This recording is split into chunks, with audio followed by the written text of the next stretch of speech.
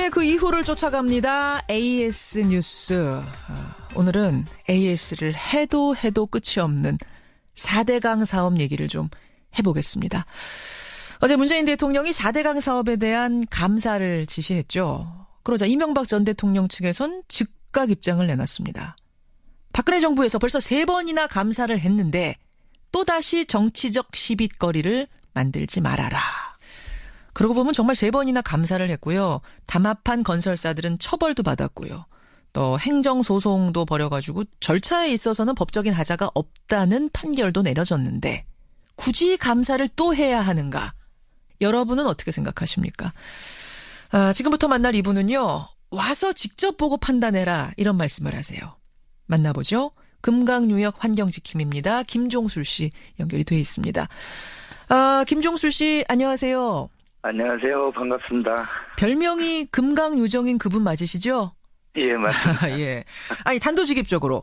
예. 정말 전 정권에서 3번이나 감사를 이미 했는데, 그래서 뭐 처벌받을 사람들 처벌까지 받았는데, 그런데도 4대강 사업에 대한 감사를 또 해야 하는 것이 맞다라고 보세요? 예. 지난 정권의 감사는 사실상 강도 자료를 가지고 감사했다라고 판단할 수밖에 없는데요.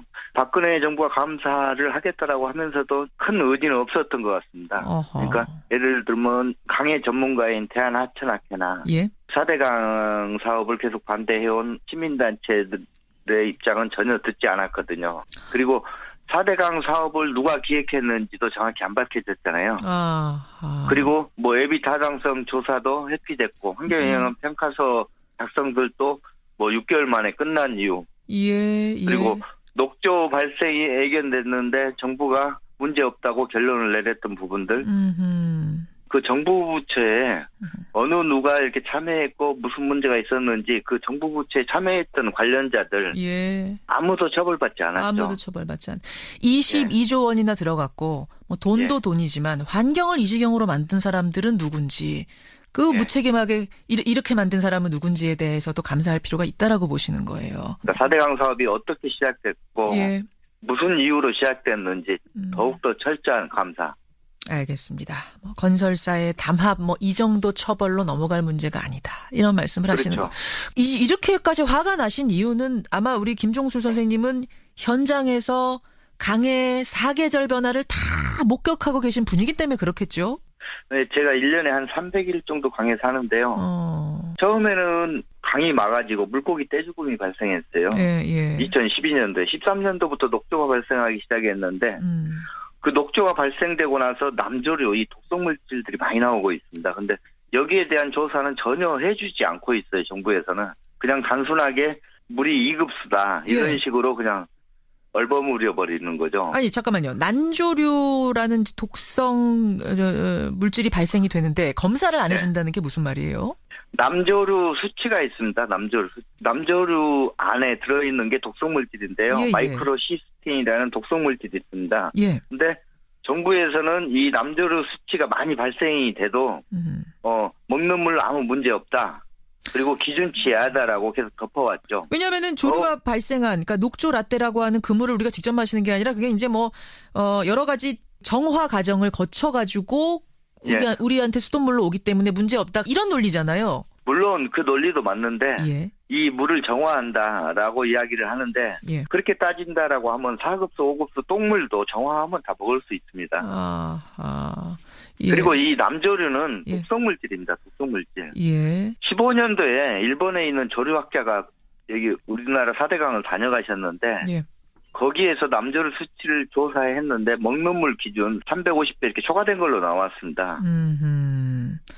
이걸 아예 직접 마셔보기도 하셨다면서요? 예. 정부에서 이런 남조류 수치에 대한 철저한 조사가 안 이루어지고 여기에 대한 발표가 안 이루어지다 보니까 현장에 사는 저 같은 사람들은 이 강물을 떠서 마시는 방법으로 확인할 수밖에 없는데요. 마셔보니까 어떻게 되던가요? 1년에 한 5차례 정도 마시거든요. 근데 2013년 이전에는 그나마 마실만 했습니다. 근데 14년부터는 마시고 5분 안에 바로 화장실로 뛰어갈 정도로 배가 아파서 배탈도 나고 두통도 밀려오고 피부병도 생기고 이런 현상이 계속 발생되고 있습니다. 아니, 제가 문외한이라 잘 이해를 못하는 건지 모르겠습니다만 그렇게 독성 물질이 먹으면 바로 피부병이 걸릴 정도의 독성 물질이 강에 있는데 2급수가 나온다는 건 그래도 괜찮다는 소리잖아요. 이게 어떻게 그렇게 나올 수가 있는 거죠? 정부에서 환경부에서 수질 분석 방법이 잘못됐기 때문입니다.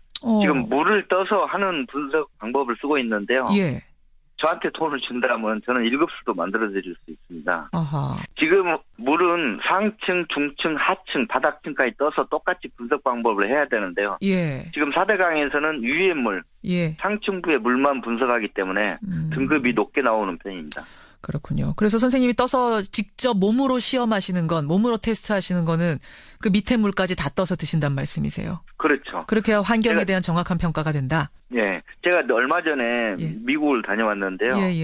미국을 취재하러 가서 미국에 있는 조류학자분한테 금강에서 제가 취재하고 있는 방법을 설명을 드렸더니 녹조를 만지는 것만으로도 피부병을 일으킬 수 있다. 그리고 당신은 5년 안에 큰 질병을 앓을 것이다라고 경고를 하더라고요. 아이고, 물론 이제 뭐 환경을 위해서 솔선수범하시는 건 좋지만 직접 드시는 건 좀 피하셔야 될 것 같아요. 지금 말씀 듣고 보니까. 알겠습니다. 자제하도록 하겠습니다. 알겠습니다. 그런 상황. 자, 어쨌든 4대 강보 개방하라. 또 동시에 감사도 다시 시작하라. 어제 지시가 내려졌습니다.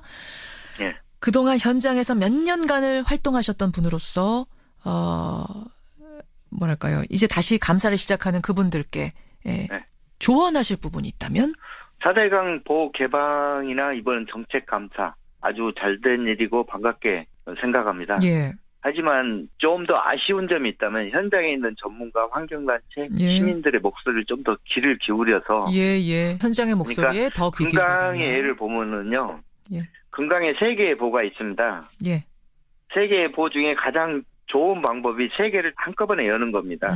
만약에 그게 힘들다라고 한다면은 다음 대안으로는 제일 상류나 제일 하류에 있는 보호를 여는 게 맞습니다. 근데 이번 발표를 보면은 중간 지점에 있는 공주보의 수문을 여는데 이거는 강의 현장을 좀 모르고 내린 판단이 아닌가 하는 생각도 해봅니다. 알겠습니다. 방향은 맞지만 현장의 목소리를 더 적극적으로 귀담아서 제대로 된 감사 이루어지게 해달라 이 말씀 전하면서 저도 인사 나눠야겠네요.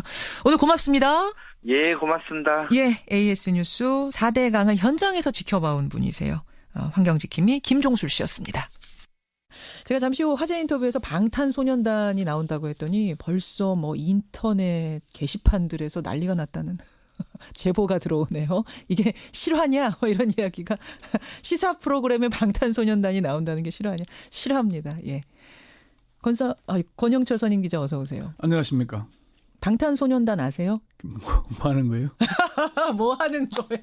지금 빌보드에 오른 상을 탄 우리나라 최고의 아이돌 그룹이에요. 전 세계를 강타한. 모르세요? 강남스타일 같은 그런. 그냥 아는 척 하시면 돼요. 잠시 후에 화제 인터뷰 챙겨 들으시면 돼요. 그나저나 오늘 와이뉴스에서 뭐 가지고 오셨어요? 어제 윤석열 서울중앙지검장이 첫 출근을 했죠. 그동안의 검찰 관행을 뛰어넘는 파격 인사가 이제 단행이 된 것인데 윤 지검장 임명 이후에 검찰 내에서는 기수 파괴가 어디까지 이어질 것인지를 두고 촉각을 곤두세우고 있습니다. 기수 파괴.